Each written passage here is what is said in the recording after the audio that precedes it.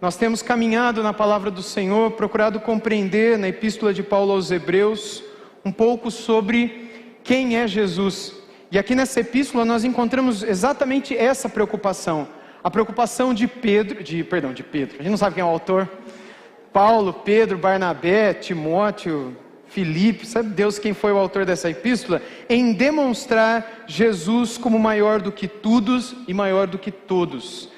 Esse é o tema dessa série de exposições que eu tenho feito em Hebreus. E hoje à noite eu quero tratar com vocês de um tema que graciosamente já tem sido cantado pelos irmãos do louvor, como parte do tema do culto dessa noite, diante do trono da graça. O que significa termos o nosso Salvador assentado no trono nos céus? A palavra de Deus nos diz isso, a gente canta sobre isso, a gente lê livros cujo título aparece algo sobre o trono de Deus, mas o que isso realmente significa para nós? Termos o nosso Salvador assentado à destra do Deus Todo-Poderoso. O que para nós, aqui na terra, significa saber que o resgatador está assentado à destra do Pai no trono nos céus? Isso significa muito para nós, irmãos. E eu penso que passa longe da nossa imaginação o quanto a gente tem à nossa disposição e quanto à frente dos nossos irmãos do Antigo Testamento hoje nós estamos. Foi o que eu falei na escola dominical hoje à tarde para vocês. Hoje, muitas vezes nós olhamos para o Antigo Testamento sonhando em viver aquele tempo. Deus falava com eles, eles tinham sonhos, Deus aparecia no monte e era isso, era aquilo. Eles não viviam nem um terço do que hoje Deus nos dá para viver com Ele. O que nós hoje, o que nos é colocado à disposição para que nós experimentemos na comunhão com Deus é muito maior. A gente vive dias em que eles sonharam viver e não viveram. Quando a gente olha para trás, às vezes a gente imagina que seria bom se a gente tivesse vivido naqueles dias do Antigo Testamento. Porém, é exatamente o contrário. O que a Bíblia afirma é que Deus age e se dispõe a operar sinais e maravilhas muito mais abundantemente hoje do que Ele fez em toda a história do Antigo Testamento. Por que então a gente vê tão pouco? Por que então que a gente experimenta tão pouco, ouve tão pouco, tem tão pouco direcionamento? Por que a gente é usado tão pouco e a gente experimenta tão pouco desse grande poder de Deus na nossa vida? O problema não está em Deus. O problema não está no agir do seu Espírito, o problema está no nosso coração, como eu falava também hoje à tarde. O problema não está nessa fonte de água viva que passou a jorrar desde que o Senhor Jesus veio a essa terra e depois enviou o seu Espírito, nos deu o seu Espírito. O problema é que a gente está não na beira do rio, a gente está longe do rio, pendurado em alguma árvore por aí, olhando de longe o que Deus está a fazer, muitas vezes com medo de mergulhar na vida, no reino, nos propósitos, no chamado, na missão, na vontade, e muitas vezes também por negligência, por preguiça, porque é confortável para nós não nos envolvermos tanto com tudo que acontece. Mas uma vez envolvidos, uma vez comprometidos, mergulhados, tanto com o que Deus quer fazer no nosso contexto imediato, quanto com o que Deus quer fazer na nossa cidade, por meio dos trabalhos da igreja, quanto com o que Deus quer fazer no nosso país e fora dele, por meio dos nossos irmãos missionários, sustentados pela nossa igreja, como o Marco Conte falou. Quando a gente mergulha nisso é que a gente percebe o quanto é maravilhoso servir aos propósitos de Deus, do reino de Deus. Por que a gente vê tão pouco, experimenta tão pouco? A resposta está justamente no assunto dessa pequena porção que nós veremos de Hebreus hoje à noite, os versos 14 a 16. Talvez a razão seja porque ao invés de estarmos diante do trono de Deus nos céus, estejamos distantes do trono de Deus nos céus. Vamos ao texto? No versículo 14 nós lemos assim, dando sequência àquilo que começamos no domingo passado, não é? Tendo, pois, Jesus, o Filho de Deus, como grande sumo sacerdote, que adentrou os céus, conservemos firmes a nossa confissão. Quando nós olhamos para essas palavras, o que nos salta aos olhos é que, para quem tem Jesus, como este sumo sacerdote, eu já expliquei isso domingos atrás, para quem tem Jesus, como este, que constantemente intercede ao Pai em nosso favor, como esse que ora por nós mais do que nós oramos por nós mesmos, este que faz por nós muito mais do que a gente pede, ou do que a gente pensa que Ele vai fazer, esse que nos dá livramentos além daqueles que a gente percebe que Ele deu, este que nos abençoa, que nos acolhe e que pede ao Pai e que por meio do Espírito Santo derrama bênçãos que a gente nem tem noção que Ele está derramando, este que é o nosso sumo sacerdote e que nos deu uma confissão de fé, nos deu o Evangelho, nos deu algo para crer, que a gente guarde, conserve firmemente aquilo que Ele nos deu para guardar, aquilo que Ele nos deu para acreditar, porque a tentação seria abandoná-la no meio do caminho, essa confissão a respeito da qual Ele trata aqui.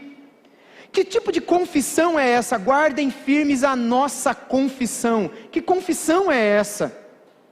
Durante as perseguições, ou durante os pecados que a gente vive, quando a gente mergulha no pecado, a nossa vontade é abandonar tudo, desistir de tudo. Quando inimigos espirituais se levantam também, nos envolvendo o tempo todo, enfim, a tentação sempre é abandonar, ou pelo menos duvidar da confissão que um dia fizemos.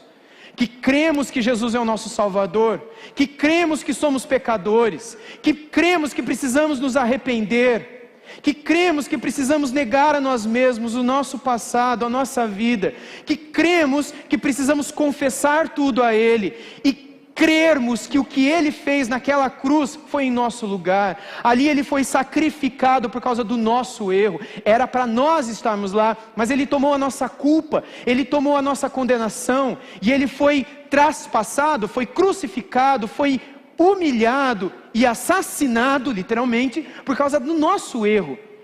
Era para sermos nós ali. Mas não seria suficiente ali, seria por toda a eternidade esse sofrimento, por causa do nosso erro. Mas Ele tomou o nosso lugar, Ele tomou o nosso fardo, Ele tomou o nosso pecado.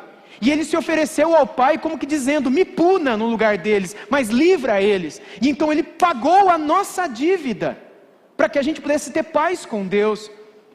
O autor de Hebreus está dizendo, guardem essa confissão, nunca se esqueçam de quem vocês são, quem vocês foram, e de quem vocês se tornaram em Cristo Jesus, e não abandonem a fé, não abandonem o Evangelho, não deixem de crer que Ele está guardando e levando vocês para esse reino glorioso que Ele mesmo preparou. E o texto continua no verso 15 dizendo, porque não temos sumo sacerdote que não possa se compadecer das nossas fraquezas. Esse era o grande problema entre os hebreus. Eles estavam sendo perseguidos. Para aqueles que não acompanharam os primeiros sermões dessa série, eu contei um pouco da história desse povo aqui. Eram hebreus, judeus, portanto, que fugiram da Judéia por causa da perseguição religiosa. Eram todos convertidos. Mas não judeus convertidos de primeira geração, mas de terceira geração. Eram talvez netos, alguns talvez até bisnetos, daquele pessoal que viveu na época de Jesus. Essa epístola foi escrita muito tempo depois de Jesus ter morrido. A primeira geração, como nós chamamos, é aquela dos apóstolos, aqueles que conviveram com Jesus. Hebreus de primeira geração, a maioria não se converteu. Houve uma segunda geração de cristãos, que são os gentios, muitos deles convertidos, romanos, árabes, cretenses, gente da Ásia Menor, gálatas, coríntios, efésios, filipenses e tantos outros. Estes que se converteram por meio da pregação dos apóstolos. E estes que se converteram pela pregação dos apóstolos, por sua vez, pregaram também. E estes que creram, seriam uma terceira geração de cristãos, que seria onde estes hebreus estavam. Só que agora convertidos, eles estavam tentados a voltar para a antiga fé, o judaísmo antigo. Essa é a ideia por trás dessa mensagem que é enviada a eles. Vocês não têm que se preocupar em voltar, porque a gente não tem um sumo sacerdote melhor do que Jesus. Vocês estão com medo que vocês deixaram o sumo sacerdote lá em Jerusalém, e agora não tem mais ninguém para interceder por vocês? Vocês estão com medo que vocês deixaram a Jerusalém da Judéia, e agora vocês não têm mais o lugar santo, o templo santo, o Monte Moriá?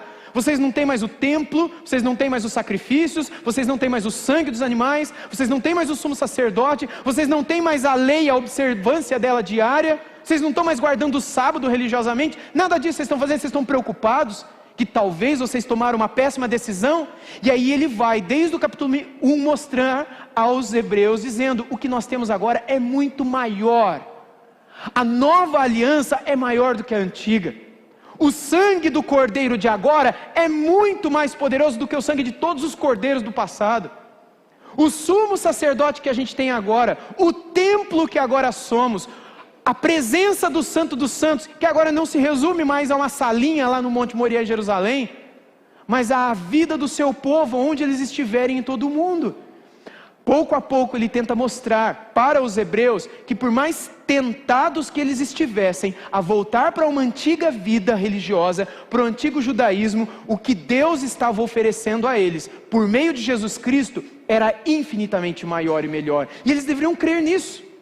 Eles não poderiam abandonar isso, por mais que eles se sentissem fracos, fracos pela perseguição, fracos pelas dúvidas, fracos pelos medos, fracos porque estavam numa terra distante da deles, num povo diferente do deles, medos, temores, e ele dizendo, ele se compadece de vocês, na fraqueza de vocês. A mesma coisa com a gente hoje.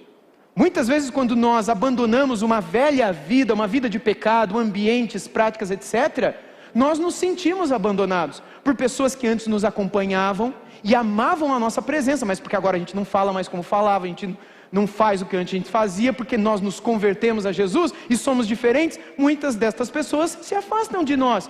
E não é natural que a gente se tente a voltar atrás? Não ache isso o fim do mundo. Todos os cristãos, em algum momento, seja de uma maneira mais intensa ou menos intensa, já passaram por essa tentação. Na própria palavra de Deus, nós vemos salmistas escrevendo, como Asaf, por exemplo, que afirma que quando ele olha a prosperidade dos ímpios e o sofrimento dos justos, ele chega a testemunhar que ele foi tentado a abandonar tudo. Ele chega a escrever nos Salmos, inutilmente eu mantive pura as minhas mãos, guardei puros os meus lábios, foi inútil eu ter mantido puros os meus lábios.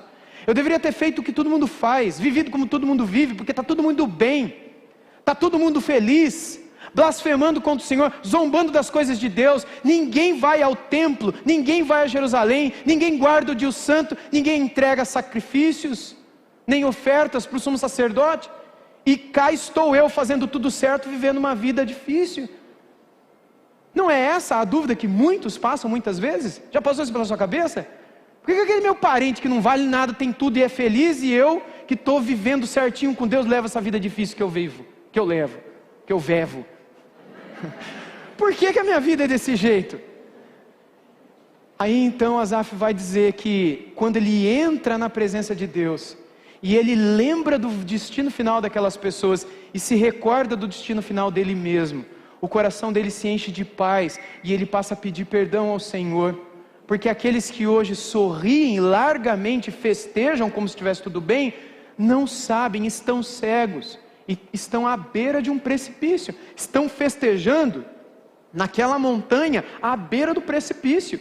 Eles não têm motivo para estar felizes, mas eles estão tão cegos, que era como se você levasse uma comunidade de cegos, 100% cegos, para uma montanha na beira do precipício e dissessem, hoje é o aniversário do Fernandinho. Fernandinho é o nome de um cego. Não, Fernando, aniversário do Fernando. Não, vamos fazer a festa. E todos eles estão lá festejando, sem ter noção de onde estão. Essa é a festa e a alegria daqueles que estão distantes de Deus. Eles festejam como cegos diante do precipício, mas porque estão cegos, eles acham que está tudo bem, até que cai um. Ah, quem que caiu? Ah, caiu caiu, qualquer um caiu, não vou ficar dando nomes aqui, vocês vão achar que é, né? Caiu o Fernandinho, o aniversariante caiu, pronto. E aí depois caiu o Cláudio, aí depois caiu o outro, aí depois caiu o outro. E a gente cai e não percebe. Quando nós estamos em Cristo, Ele abre os nossos olhos, e Ele nos tira daquela situação de perigo, Ele firma os nossos pés sobre a rocha, e mesmo que a gente seja afastado por aqueles que permanecem cegos e acham que estão felizes, mas que de uma hora para outra entrarão numa eternidade de infelicidade, nós, quando resgatados por Cristo, nós somos plenamente preenchidos de uma paz e de uma certeza de que, embora por um tempo possamos passar por tribulações, nós sabemos que Ele está acalmando a tempestade, e por fim nós navegaremos em mares tranquilos por toda a eternidade, enquanto outros irão para o tormento eterno. E essa verdade é tão clara, tão luminosa, mas é impossível de ser percebida, por aqueles que estão longe do Senhor. Aqui o autor de Hebreus deseja do fundo do seu coração que todos os seus leitores não se esqueçam de que guardar a confissão de fé, guardar o Evangelho, guardar essas verdades de que eles são de Cristo, estão indo para o céu, e de que uma vida séria com Deus é a melhor decisão que eles podem tomar desse lado da eternidade, era aquilo que os manteria fortes diante dessas situações que estavam trazendo fraqueza para o coração deles. Aqui ele vai dizer também no verso 15, pelo contrário, ele foi tentado em todas as coisas, à nossa semelhança, mas sem pecado. É muito interessante quando o texto afirma que ele foi tentado em todas as coisas. Eu disse para vocês também no domingo passado, ou retrasado, não lembro agora, quando fala que ele foi em tudo tentado como nós. Isso não significa que literalmente em todos os pecados, tipo Jesus foi tentado a ter um relógio de marca suíça. Não, Jesus não foi tentado a isso. Jesus queria ter um tênis Nike. Jesus não é esse tipo de tentação em todas as coisas. Mas os pecados, eles se dividem em 3 grandes áreas. É carne, olhos e orgulho. Soberba da carne, ou a soberba da vida, o orgulho, a arrogância, querer desafiar a Deus, concupiscência da carne, os desejos demoníacos e pecaminosos da nossa carne, e desejos dos olhos. Está ligado mais à cobiça, em querer ser dono do mundo, e querer ter tudo, e sofrer quando você não tem aquilo que os outros têm. É a soberba a concupiscência dos olhos, o desejo da carne e a soberba da vida. No tempo em que Jesus foi tentado no deserto por Satanás, Lucas capítulo 4, Mateus capítulo 4, Jesus foi tentado em todas essas áreas. Eu expliquei isso a vocês, eu acho que há 2 domingos atrás, se eu não estiver enganado. E mais uma vez o autor de Hebreus lembra, ele foi tentado em todas as áreas em que nós somos também. Ele foi tentado na carne, foi tentado nos olhos e foi tentado no orgulho, na arrogância, mas ele não pecou. Ele foi tentado à nossa semelhança, mas sem pecado. E o texto continua no verso 16 dizendo, portanto, aproximemo-nos do trono da graça.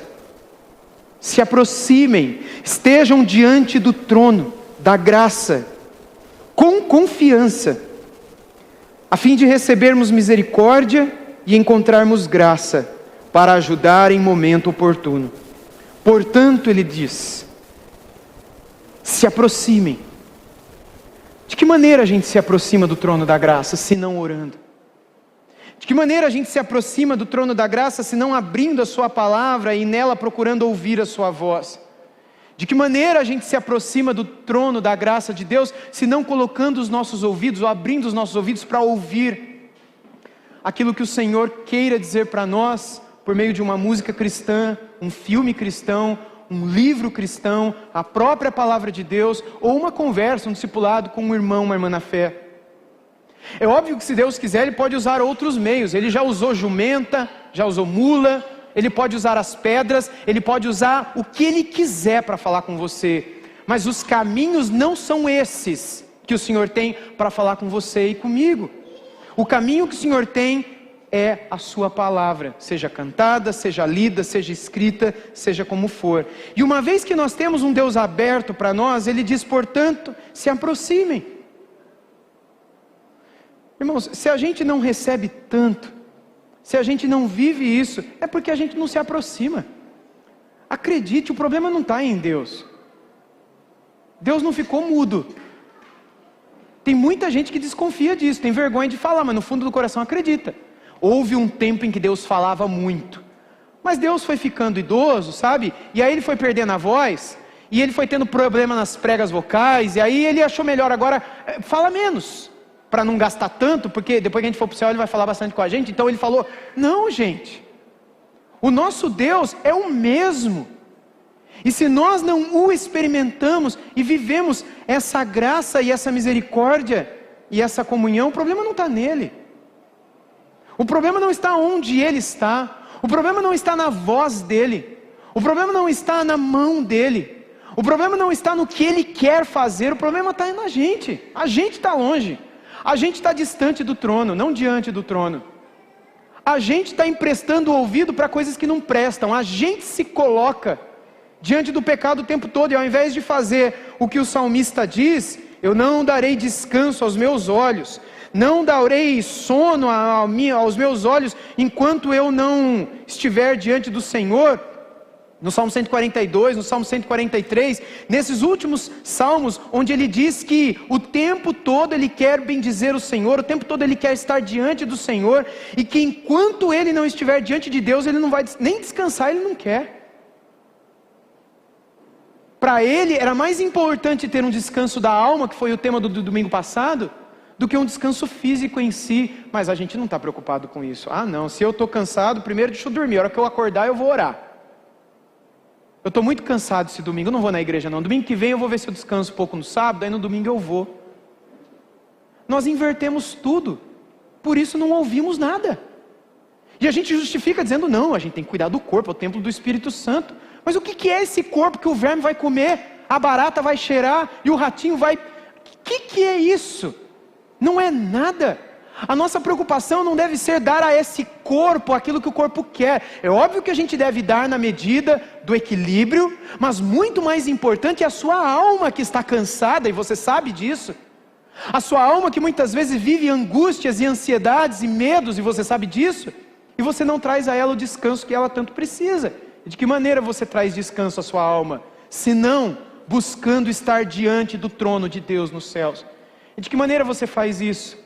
Mais uma vez, o capítulo 4, versículo 16, que é esse verso que temos diante de nós, diz assim: portanto, aproximemo-nos do trono da graça com confiança, a fim de recebermos misericórdia e encontrarmos graça para ajuda em momento oportuno. Se aproximem com confiança, a fim de recebermos misericórdia e encontrarmos graça em momento oportuno.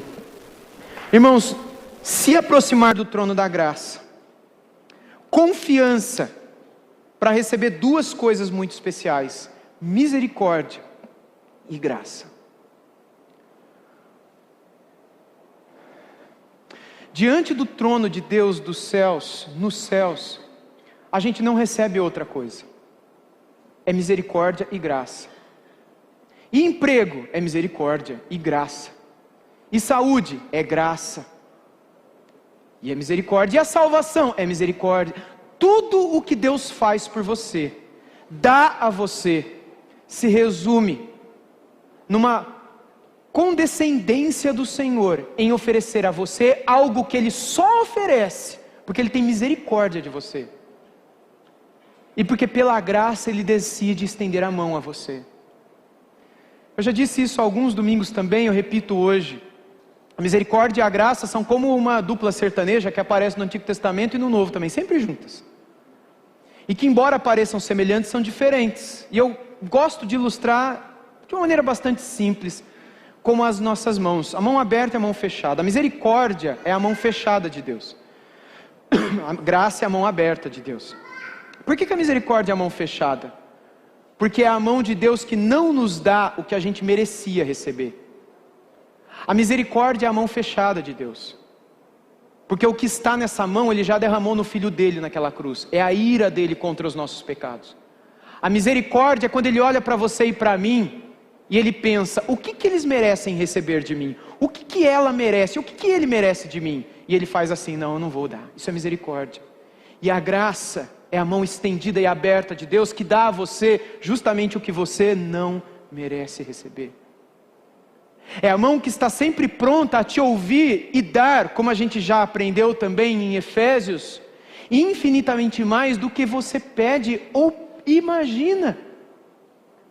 A misericórdia e a graça de Deus estão sempre diante de nós, não nos tratando como nós merecemos, mas nos tratando como Ele, em sua misericórdia e graça, decide nos tratar. Eu encontrei uma definição sobre misericórdia e graça, e eu gostaria de compartilhar com vocês, que é essa daqui que eu encontrei num dicionário bíblico. Misericórdia significa sentimentos de cuidado, preocupação e empatia por outra pessoa. Na Bíblia, misericórdia e compaixão são mais perfeitamente demonstradas e caracterizadas pela própria misericórdia e amor cuidadosos de Deus por seu povo, do modo particular pelo dom da misericórdia através de Jesus Cristo. E vejam esses textos bíblicos que também nos ajudam, clareiam um pouco a misericórdia. Deuteronômio 4:31 que diz: então o Senhor, o Deus de vocês, não os abandonará, porque é Deus misericordioso. Mas você lembra do povo no Antigo Testamento? O povo que atravessou o deserto? O povo que saiu da escravidão do Egito, estava indo para a terra prometida, estava reclamando do pepino, do alho, do cebolão, da carne, tudo que eles deixaram no Egito, reclamando, só sabia murmurar, reclamar de tudo. Graças a Deus hoje a gente não reclama de nada, né? Hoje ninguém reclama de nada. Você não conhece pessoa que reclama. Aliás, bom, deixa para lá. Deus não nos abandonará, mas nós merecemos esse abandono. Por que Ele permanece com a gente? Por que Ele permanece dando coisas a nós? Porque é Deus misericordioso, e nem os destruirá, nem se esquecerá da aliança que jurou aos pais de vocês. Ele não se esquece disso. Lá em Lucas 6, no 35 e 36, lemos: vocês, porém, amem os seus inimigos, façam o bem e emprestem sem esperar nada em troca, vocês terão uma grande recompensa, serão filhos do Altíssimo. Porque Ele, o Altíssimo, é bondoso até para os ingratos e maus. Sejam misericordiosos, como também misericordioso é o Pai de vocês. Sabe como que a gente vê que Ele é misericordioso? Porque Ele faz coisas para nós, sendo nós maus. E Ele está dizendo: vocês têm que ser igual ao Pai de vocês. Vocês estão imitando o Pai de vocês? Ou vocês estão tratando bem só quem trata bem vocês? Tiago, o irmão do Senhor, escreveu em Tiago 2, 12 e 13: assim falem e vivam como pessoas que serão julgadas pela lei da liberdade, porque o juízo é sem misericórdia sobre quem não usou de misericórdia. A misericórdia triunfa sobre o juízo. Em 2 Coríntios 1:3 nós lemos: bendito seja o Deus e Pai de nosso Senhor Jesus Cristo, o Pai de misericórdias e o Deus de toda consolação. E por fim Pedro, em 1 Pedro 2:10 escreveu: antes vocês nem eram povo, mas agora vocês são povo de Deus. Antes não tinham alcançado a misericórdia, mas agora alcançaram a misericórdia. Por que nós alcançamos essa misericórdia? Porque tudo que Deus tinha contra nós, Ele pegou e jogou no Filho dele. Ele puniu o Filho dele. É por isso que uma vez que a gente crê em Jesus com todo o coração, e a gente nega o mundo, nega o passado, nega a velha vida, e nos entregamos a Jesus, nós temos paz com Deus. O apóstolo Paulo escreveu em Romanos capítulo 5, versículo 1. Nós temos paz com Deus pela fé, por meio do nosso Senhor Jesus Cristo. Paz com Deus significa você ter paz na sua alma. Aquela paz que remédio nenhum resolve, que férias nenhuma resolve, que trabalho dos sonhos, que relacionamento, casamento, filhos, nada resolve, nada traz essa paz. É a paz de Deus. É aquela paz que excede o entendimento. Quem olha de fora, olha para você e fala: eu não estou entendendo nada. De onde você tem tanta força, tanto ânimo e tanta paz? Eu no teu lugar já tinha chutado o balde. Eu no teu lugar já tinha tirado a minha vida. Eu no teu lugar eu não sei o que teria feito na minha própria vida, do meu próprio futuro. Mas você, que também não sabe de onde vem essa paz, mas você sabe que vem de Deus. O Deus da paz só nos dá essa paz por causa da misericórdia dele. Porque aquilo que a gente merece receber, Ele já jogou sobre o Filho dele. Jerusalém, ele foi um pai da igreja, um dos primeiros pastores da história do cristianismo. Eu vou citar alguns aqui. No século 4, ele escreveu o seguinte, na verdade foi um sermão dele, e ele disse: não superam a multidão das misericórdias de Deus, as vossas feridas não superam a... de Jerusalém. Ele foi um bispo na cidade de Jerusalém, da igreja em Jerusalém, a mesma igreja em que Pedro foi pastor também, Tiago, enfim. Num período de perseguição religiosa entre os próprios cidadãos que viviam nos entornos de Jerusalém e eram cristãos nessa época, no século 4, ele descreve essa realidade de que, por mais tentados que sejamos a abandonar tudo, por mais que nós caiamos e nos sintamos fracos de levantar e continuar lutando pela santidade, tendo uma vida com Deus, nós temos um grande e habilidoso médico, que é o Pai de todas as misericórdias, que é muito mais rico em misericórdia do que nós somos ricos em pecado. Mas e a graça? Aliás, antes, algumas outras frases. Essa frase de Teresa d'Ávila, eu gosto muito de ler o que essa senhora, creio que é nossa irmã na fé e creio que a encontrarei no céu, escreveu: confiemos na sua misericórdia e desconfiemos por todos os meios das nossas próprias forças, porque a confiança nelas é a raiz de toda a nossa fraqueza. Onde estão as nossas fraquezas, se não na nossa confiança, na nossa própria capacidade de sair, de resolver essa situação? Por que vocês acham que muitas vezes a gente não ora, não busca a Deus? A gente não busca ter comunhão com os irmãos, a gente se afasta de tudo, é porque a gente se acha. Eu falo isso com todo o coração, é porque a gente acha que a gente não precisa. Eu não preciso orar toda hora, precisa buscar Deus o tempo todo. Não é assim também, não vai cair um raio na minha cabeça. O diabo não vai colocar um leão na minha frente, me devorar toda vez que eu olhar para onde eu não devo, falar o que eu não devo e reagir como eu não devo. Não é assim não, Deus é bom, Deus é graça, Deus é amor, no final eu vou para o céu, aleluia. Vai. Por um lado nós temos os pecados que nos acompanham, mas se o nosso coração for marcado por um coração que não se arrepende desses pecados, isso é sinal de que nós estamos fritos. Aliás, há uma promessa de estarmos fritos na eternidade. Nós seremos fritados um dia, mas nós já estamos fritos. Por outro lado, se há no nosso coração um coração sincero que se entristece diante de cada pecado, então eu reconheço que não é pela minha força que eu vou mudar com a minha esposa, não é pela minha força que eu vou passar a obedecer ao meu pai, não é pela minha força que eu não vou mais olhar, falar, fazer, teclar, acessar, reagir como eu faço. É pela graça de Deus, e é por isso que eu vou buscar a Deus, para eu ter mais força. É por isso que eu vou buscar o Senhor, para Ele me dar graça, para eu vencer contra tudo aquilo que me afasta dEle, porque sozinho você não consegue. Você, pai, que acha que vai ser um pai melhor, porque você entendeu que fez coisa errada, você nunca vai ser um pai melhor. Você, marido, que fala para sua esposa: eu não vou mais te tratar assim, eu vou mudar, você não vai mudar nunca. Tua esposa que é boba de acreditar em você que você vai mudar, ela no fundo ela sabe que você não vai mudar. Você, mulher, que fala para o seu marido: desculpa, amor, bem, querido, não vou mais ser assim, você vai ser assim, vai ser pior até, vai ficando mais velho, vai ficar pior. Ou a gente não se conhece, a gente quer, mas a gente não consegue, vamos ser realistas. É por isso que a gente tem que confiar em alguém que nos estende a mão, porque é com a graça dele que a gente muda.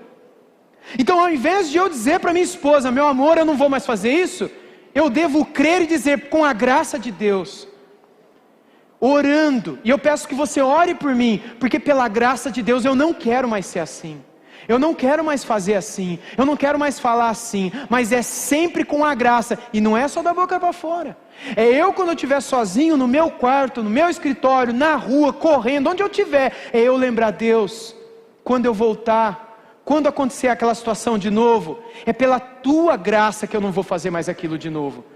Porque se o Senhor não me der graça, se o Senhor não me encher com o teu Espírito, se o Senhor não me inundar com a tua palavra, com a tua presença, Senhor, eu vou fazer pior.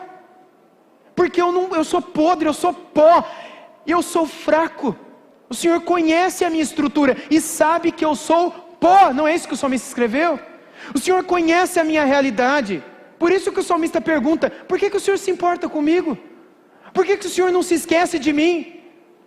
É por isso que os profetas maiores dizem que nós somos como o vermezinho de Jacó, o nada de Israel. Mas por que Deus se importa com a gente? Por que Ele olha para nós? Porque ainda há entre nós aqueles que reconhecem que são vermes, que são pó, que não são nada, e que precisam dEle para serem aquilo que sonham ser. Porque sem a graça dEle a gente não é capaz.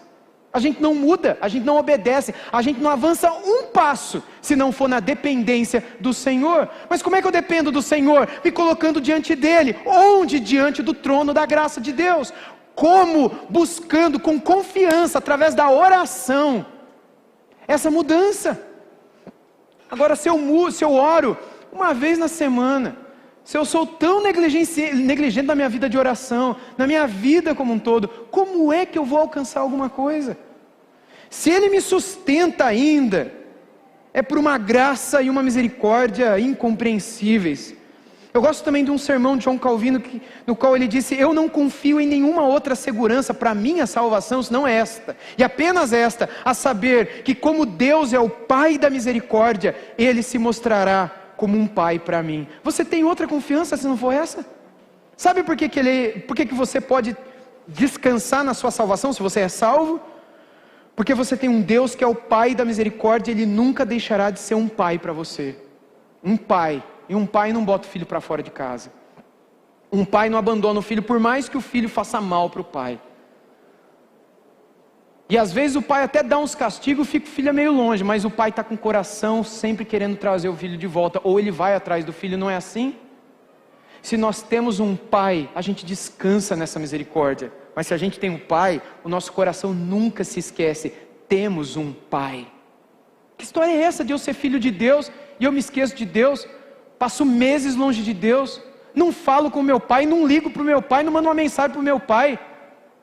E quando vou atrás do meu pai para pedir dinheiro, para pedir emprego, para pedir trabalho, para pedir pão, para pedir uma namorada, para pedir para o meu pai me arrumar uma cura, eu só me lembro do meu pai quando ele é pai. Não é pai. Um pai se sente amado assim. Um pai acha que o seu filho o ama e quer ter comunhão com ele. Que pai se alegra quando o filho depois de 2 meses aparece pedindo dinheiro? Como é que você acha que o nosso Pai do céu nos vê, quando de vez em quando a gente aparece diante dele para pedir emprego? Aparece diante dele para pedir a cura, para pedir para ele guardar a gente na viagem da estrada. Ou ele não é o seu pai, ou você é um filho que está bem longe do pai. Por que é que nós não vivemos aquilo que os do Antigo Testamento sonharam em viver? É porque Deus ficou gagá? É porque Deus ficou mudo? É porque ele perdeu a voz? É porque a gente é pior do que o povo do Antigo Testamento.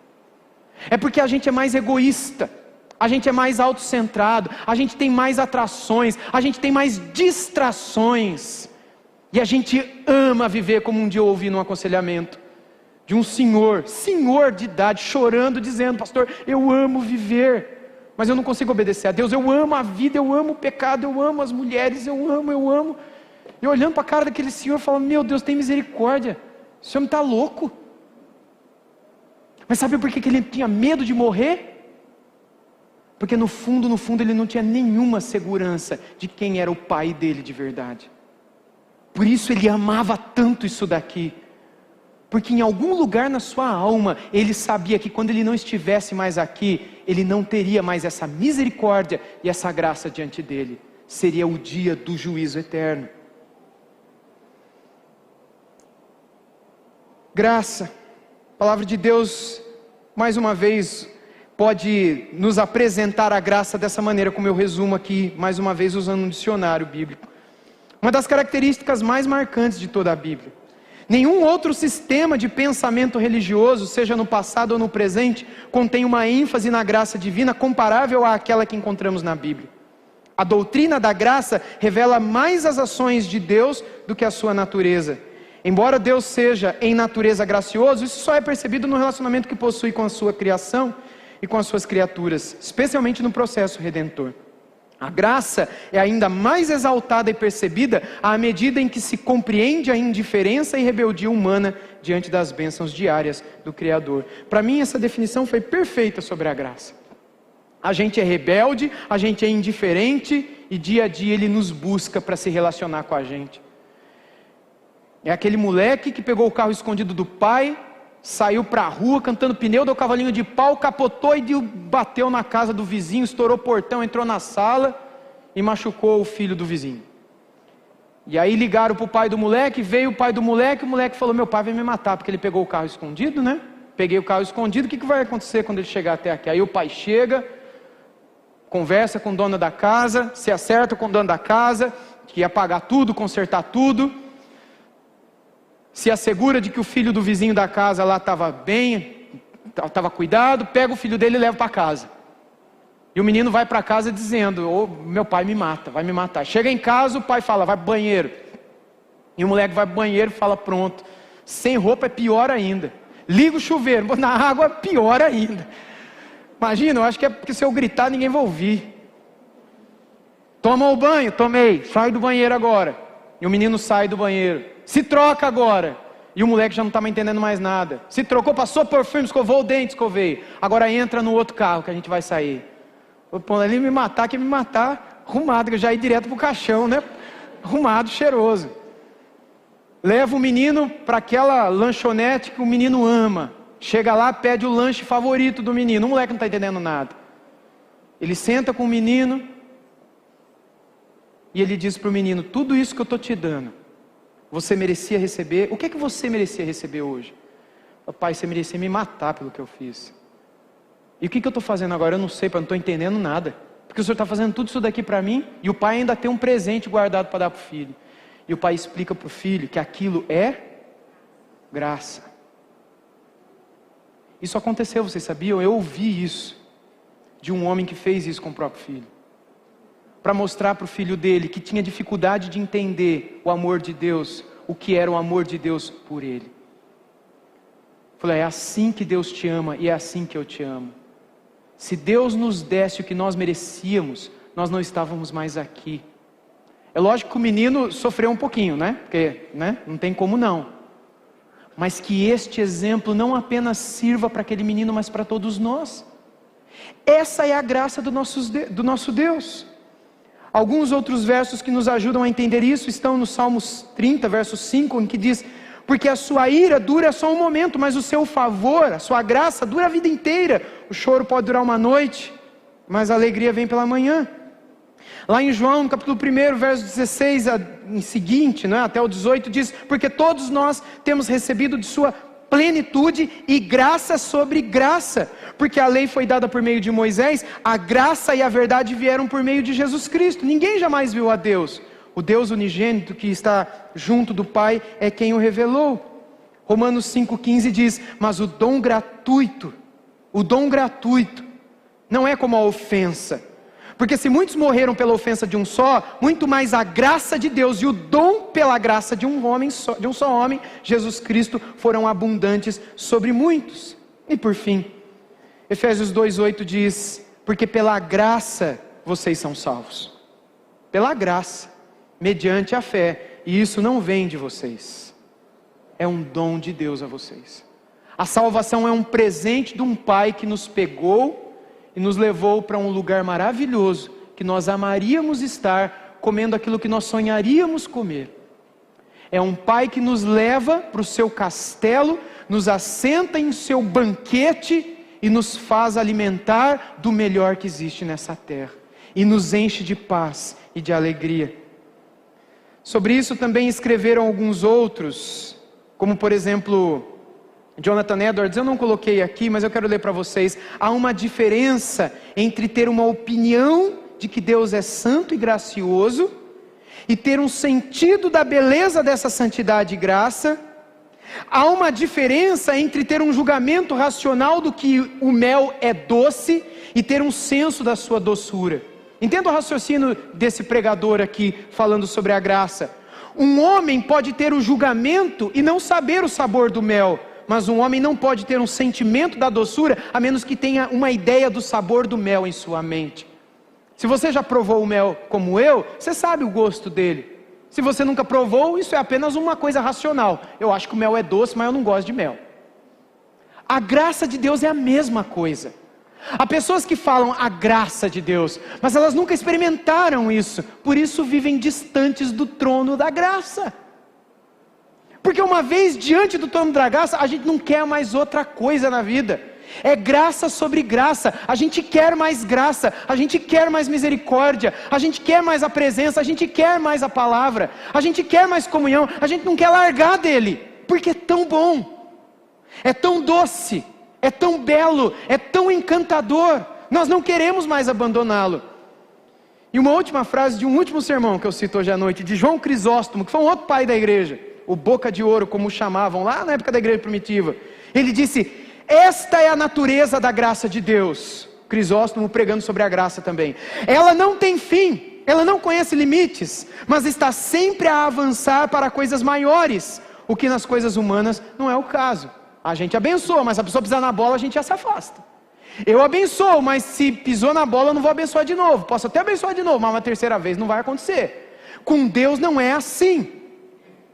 eu quero concluir com algumas aplicações, começando dizendo que ter o nosso Salvador assentado à destra de Deus Pai nos céus significa muito para nós, muito mais do que você imagina. Livre acesso, graça, misericórdia sempre sobre a sua cabeça, fluindo como rios sobre as nossas cabeças. Por mais que a gente peque, por mais que a gente caia, por mais que as nossas mãos fraquejem, Ele sempre estenderá as suas mãos de volta para nós, se ver em nós um coração sincero e arrependido. Obviamente, essa graça não significa um consentimento com o nosso pecado, porque tem muita gente que pensa assim: já que Deus é tanta graça, eu posso sair fazendo tudo de errado, porque é graça sobre graça. Não tem gente que pensa assim? No final voltou eu, o Hitler, o Fernandinho Beiramar e, enfim, todo mundo cantando glória, glória, aleluia, somos um pelos laços do amor. Não vai ser assim. A graça de Deus não significa um consentimento para uma libertinagem. Não é que nem aquele vovozão, aquela vovozona que você pode fazer o que você quiser, porque no final você vai ser sempre bem-vindo. Não é assim. Essa graça não significa um consentir com o nosso erro, a ponto de a gente achar que a gente pode pecar mais, só para saber que Deus nos oferecerá cada vez mais graça.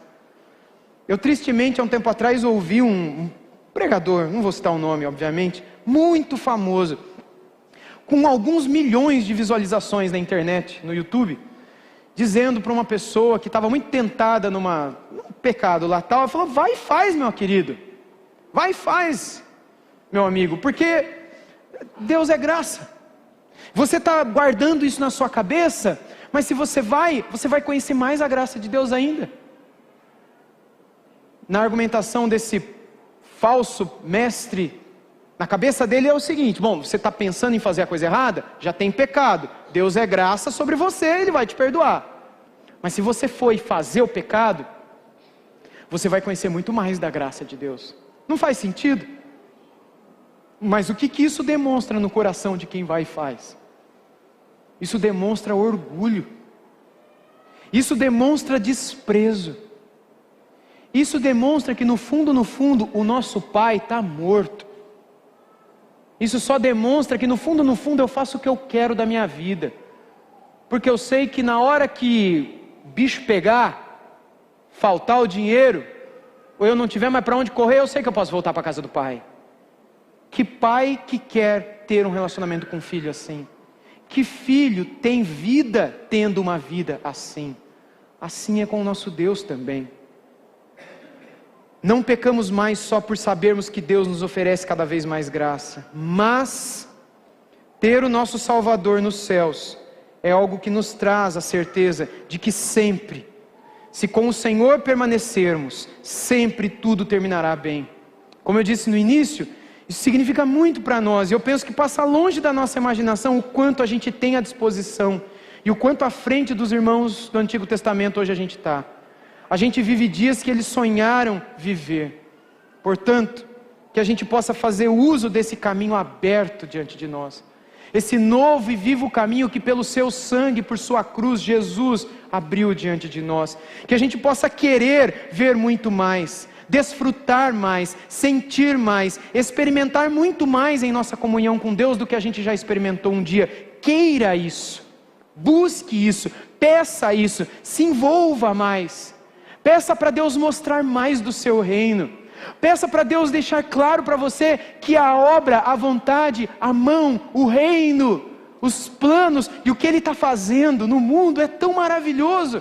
O que Ele está fazendo no nosso país é tão encantador. E às vezes a gente está tão preocupado ali com a nossa vida, com o nosso problema, com o nosso carro, com a nossa casa, com a nossa vida. E a gente não sabe porque é uma desgraça. É uma desgraça porque a gente não abre o olho para ver o que Deus está fazendo entre os índios, para ver o que Deus está fazendo entre os árabes, para ver o que Deus está fazendo entre os craqueiros lá na Cracolândia de São Paulo, para ver o que Deus está fazendo entre os ribeirinhos na Amazônia, os ribeirinhos lá em Manaus, entre os portugueses, entre os africanos de Moçambique, e entre outros que estão aí. Deus está fazendo tanto e a gente está ali. Depois a gente não sabe por que a gente não tem paz. E a gente vai atrás de tantas soluções profissionais, medicações e outras coisas. A gente só precisa de Jesus. A gente só precisa criar vergonha na cara e ouvir a palavra de Deus e guardar firme essa palavra da confissão, porque ela é tudo que a gente precisa. Jesus é maior do que tudo que você precisa para ser feliz e para viver em paz. Jesus é maior do que todos, Ele resolve todos os nossos problemas, Ele dá razão para a nossa vida, para a nossa existência, Ele traz luz, Ele traz paz, Ele traz ânimo, Ele traz motivação para a gente acordar. Quando a gente recebe o nosso sustento, a gente sabe onde investir. Mas quando a gente está vivendo aquele mundinho, irmãos, é uma desgraça. É uma desgraça viver para colecionar conchas, como John Piper uma vez pregou, lendo a história de um casal que se aposentou e foi viver na beira da praia, andando de iate, colecionando conchas, dizendo: que sonho, trabalhamos tanto tempo. Um casal cristão, e ele questiona: o que esse casal vai falar diante de Deus? Quando se apresentarem diante do trono de Deus nos céus, estão aqui as nossas conchas, Senhor. Essa notícia saiu na mesma época, na virada dos anos 1999 para 2000, quando duas senhoras e um senhor, que eram missionários, no norte da África, eles estavam saindo de uma cidade, indo para outra, e por causa de um acidente de carro, eles caíram numa ribanceira, e foi noticiado nos Estados Unidos, eram missionários americanos, como uma tragédia. Ele diz: tragédia? Isso não é uma tragédia. Esse casal, essas duas senhoras, uma delas que foi enfermeira durante um bom tempo da vida, e quando se aposentou ainda nova, foi para a África para ser missionária. Ela morreu servindo ao Senhor. Tragédia esses dois que estão colecionando conchas. Essa mulher chegou diante do trono de Deus nos céus com vidas nas mãos, e ela recebeu tudo lá, enquanto aquele casal que achou que estava vivendo a vida, não vai receber absolutamente nada. O que é a vida? O que é a confissão? O que é a paz que a gente tanto busca e quer ter nessa vida? Senão tudo aquilo que se encontram em Jesus de Nazaré e nele somente, na sua obra e no seu plano para esse mundo. Quanto mais os nossos olhos estiverem nele, quanto mais o seu coração estiver nele, no reino dele, no mundo dele, mais você viverá, mais feliz você estará. Que a gente possa fazer uso desse caminho, que a gente possa querer tudo isso, e isso significará cada dia mais vida com Cristo, mais amizade, mais paz, mais alegria e mais comunhão. Vamos orar? Nosso Deus bendito, obrigado pela Tua palavra.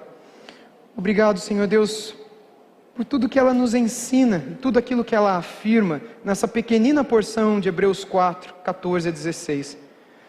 Tendo nós a Jesus, o Filho de Deus, como esse grande sumo sacerdote que adentrou os céus, que a gente possa conservar firme a nossa confissão hoje também, não abandoná-la por nada, crendo que nele temos tudo, crendo que nele temos um sumo sacerdote que se compadece das nossas fraquezas, ele que foi tentado em todas as coisas à nossa semelhança, mas sem pecado, e que se compadece de nós.